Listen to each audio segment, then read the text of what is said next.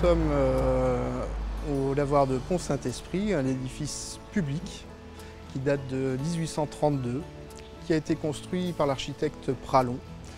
Et c'est un des rares lavoirs de cette ampleur, avec deux bassins de 14 mètres de long et 4 mètres de large, qui sont de chaque côté d'une partie centrale, avec une façade sur deux frontons en serlienne, qui est assez typique de cette époque, mais assez rare. Alors ce lavoir, nous l'avons restauré pour deux raisons. La première, c'est qu'il menaçait ruine et donc il fallait le sauver ou le raser. Et nous avons estimé que restaurer ce lieu, c'était pouvoir montrer aux Spiripontains la qualité de ce que peut devenir un monument comme ils en ont beaucoup dans toute la ville.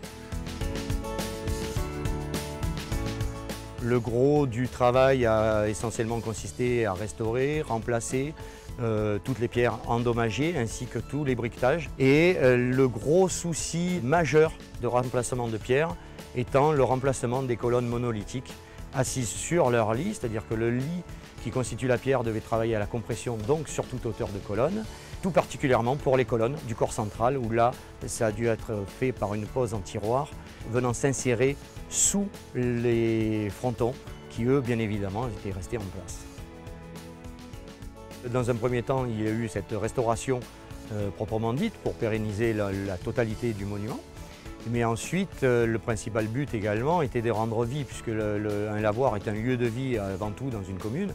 Et là, le but était exactement le même, et ça ne pouvait pas en être autrement que de passer par la restitution et la remise en eau de ces lavoirs.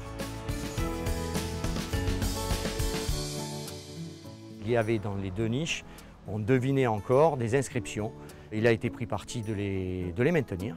Donc elles ont été reprises à leur taille d'origine, avec leurs différences d'altitude, d'altimétrie de lettres, y compris, on a conservé, c'est voulu, les fautes d'orthographe. Ça ne vient pas de nous, elles étaient là, on les a donc reproduites. C'est vraiment une recherche du vécu du bâtiment et on a tout respecté.